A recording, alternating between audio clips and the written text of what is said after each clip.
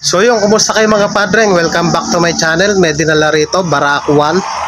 So ang issue ng kanyang motor, hard starting daw. Nakakailan tadyak ka ma? Marami daw tadyak. Maraming tadyak. Tapos dinala ni padreng dito upang ipagawa. Gagawin natin na one click na lang yan. So kadarating lang, magpapa-adjust na rin siya ng barbula. Sa pagto-troubleshoot ng ganitong motor mga padreng, dapat hindi natin hinuhulaan. Step by step ang gagawin natin dyan upang mapatino natin yung andar na ng Barako 1 na to. So tara, simulan natin.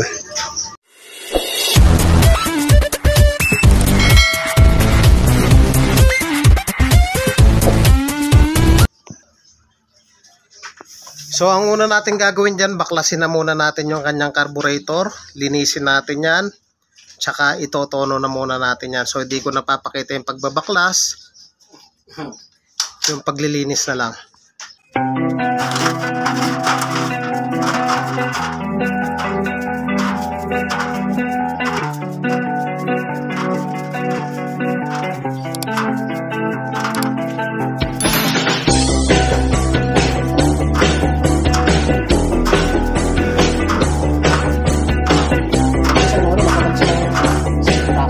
Mga padreng, kung nais mong magpagawa, pwede nyo po akong sadyain dito sa Pulo Hermosa, Bataan. Tabing tulay lamang po ako, kaliwa. Pwede nyo rin po akong i-message sa Facebook page at pag-usapan po natin yan.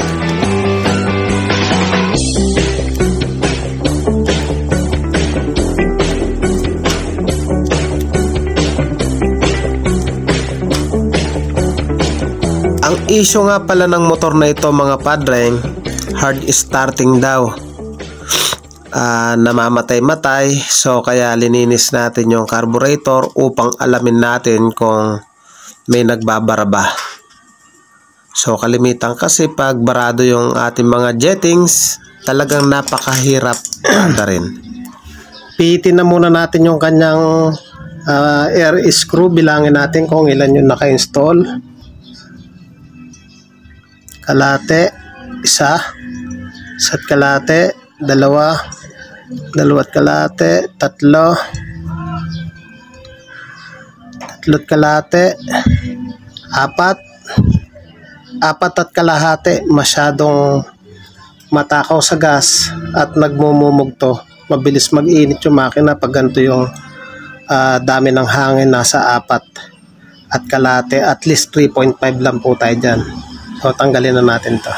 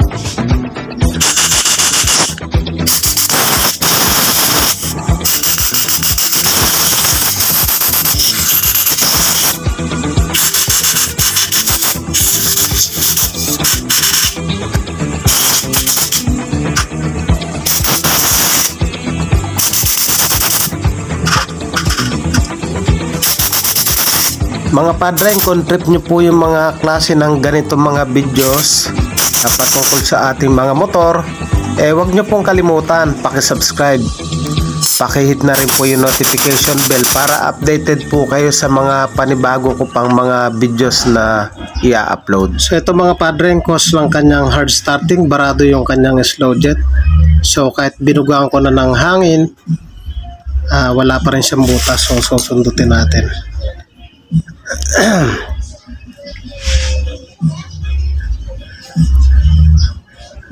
Barado.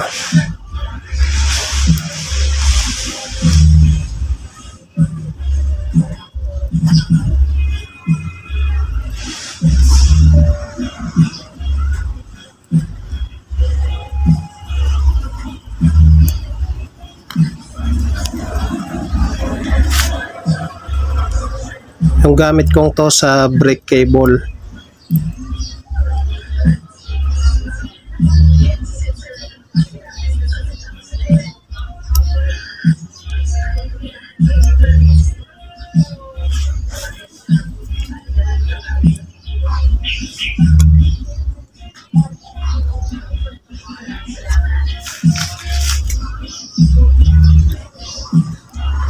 Napakatigas niya mga padreng, kahit na sinusundot ko na ayaw pa rin lumabas.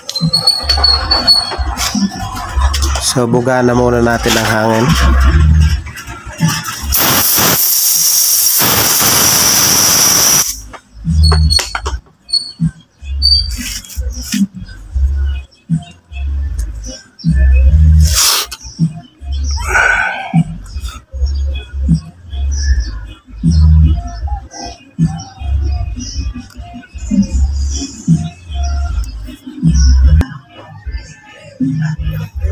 So ito may reserba ako. So ito yung ikakasa natin. Masyado na matigas yung kanyang jettings. So ito yung ikakasa natin.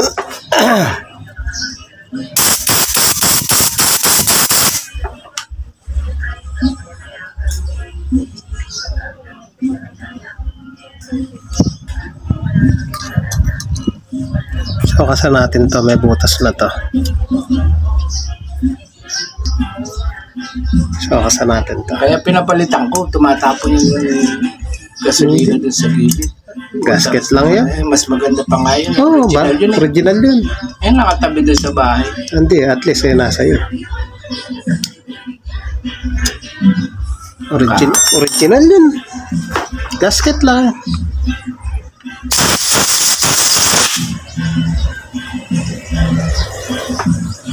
Ayun, mukhang 400. Pili ko.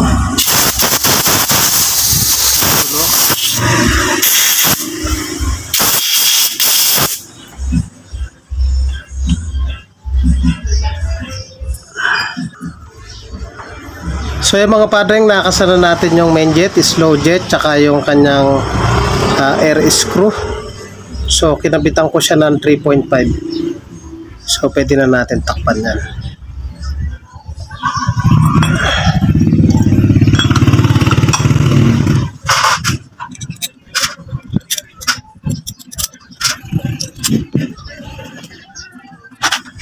So yan, ikasana natin to.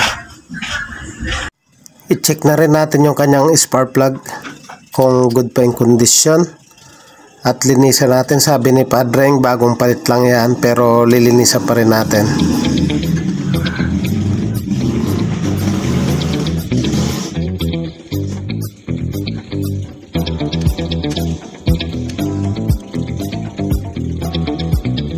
So yung kanyang spark plug, linisin na muna natin kung may naman.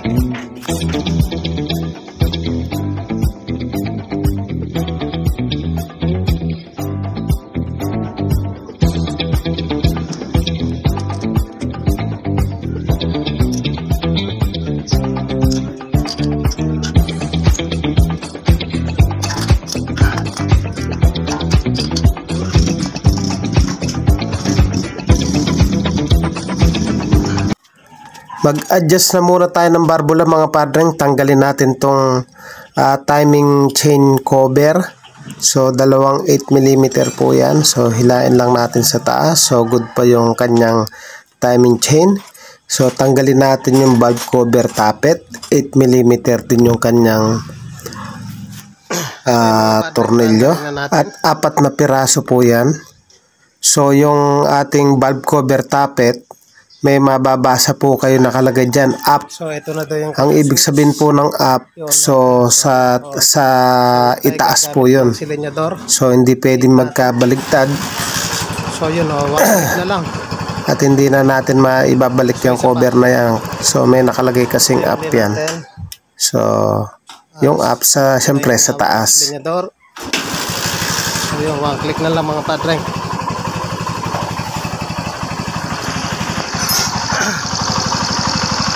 So yun, napakaganda pa ng andar ng kanyang makina. Mga padreng, kung bago ka pa lang sa akin channel, huwag niyo po kalimutan paki-like, paki-subscribe, paki-hit na rin po yung notification bell para updated po kayo sa mga videos na kagaya nito na ilalabas ko. Thank you po sa inyo. God bless at mabuhay po kayo.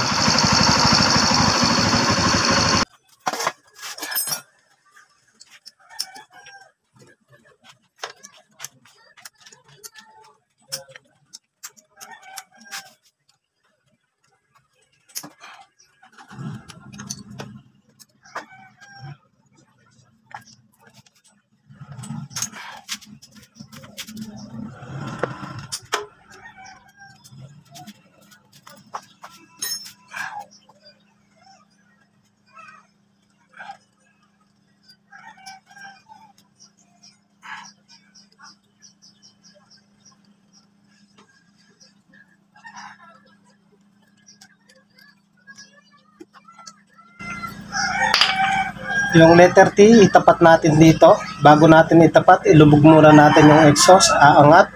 Ilubog yung intake, aangat. Sabay natin itapat yung T dito sa gitna. Gamit yung ating kick starter. So, dapat naka-neutral.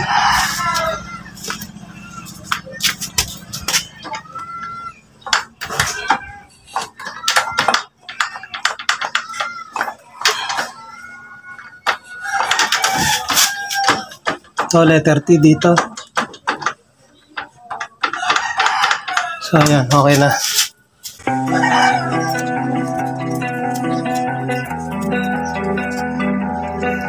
Mga padreng, yung clearance nga pala na linagay ko dyan, GIS 12.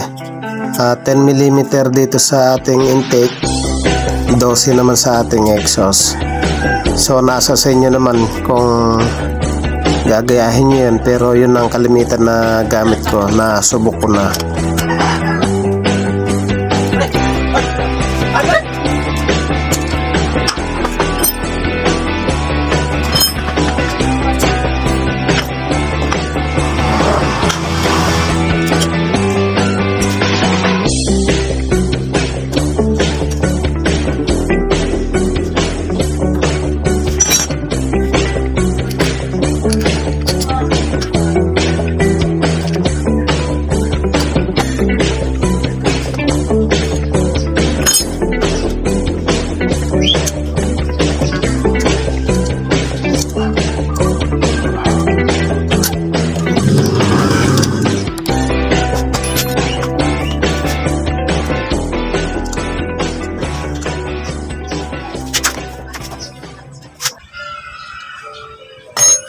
So yung mga padreng, okay na.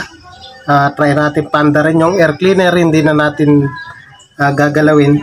Wala naman daw laman loob yung tinanggal nila. Pagbalik na lang, papalitan.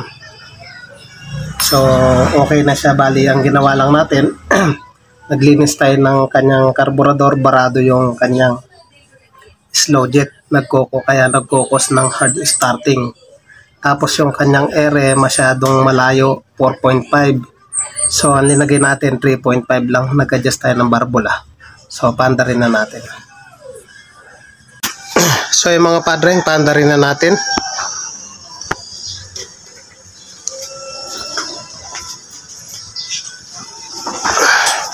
So, ito na daw yung kanyang switch. Yun natin. So, yun, naka-on. So, huwag tayo gagamit ng silinyador. Kick natin. So, yun, one click na lang. So, isa pa. Tinuli natin. Huwag tayong hawak ng silinyador. So, yun, one click na lang mga padreng.